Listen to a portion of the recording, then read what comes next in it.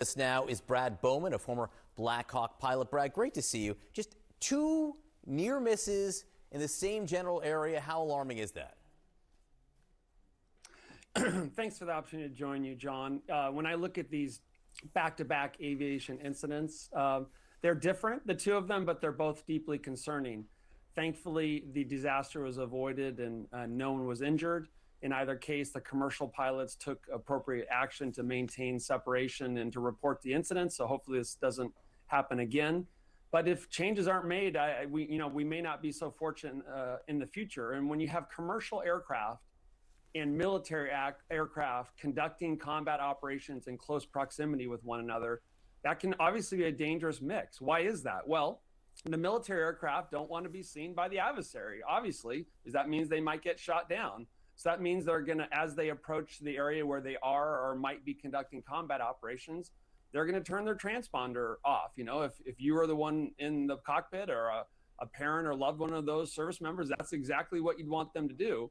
But obviously efforts to make sure that the adversary can't see you also means that air traffic control and commercial pilots can't either. And so that's why you have to have procedures in place to avoid such things like this. And I would just add that the FAA did issue notices on November 21 warning pilots and airlines to exercise caution in and around Venezuela to avoid risk. And they repeated that on Tuesday.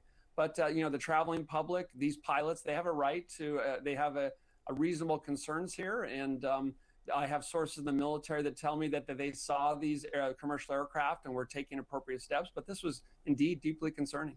Whose job is it to deconflict when these jets get close? It's a fair question. It's the job of every pilot, whether commercial or military, to ensure that they maintain separation with other aircraft. So it's the job of every pilot. The FAA has issued these warnings. That's the FAA doing their job.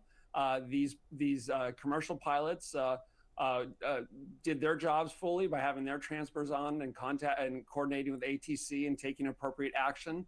I really think that we need to be scrutinizing whether it makes sense right now, whatever one thinks of what's happening in Venezuela, and I have concerns, whether it makes sense right now for commercial airlines to be flying through an area where the FAA has explicitly issued warnings, and we may have imminent increased combat operations as we speak. Yeah, they can just choose to go elsewhere or not go in that area, correct? Right. No, I mean, this is the major inconveniences to the lives of the traveling public. Not great for these airlines, but in the end, right, you're talking about a war zone, and an FAA warning has been issued. So I would not be advising my loved ones right now to be anywhere near that area. Brad Bowman, great to see you this morning. Thank you very much.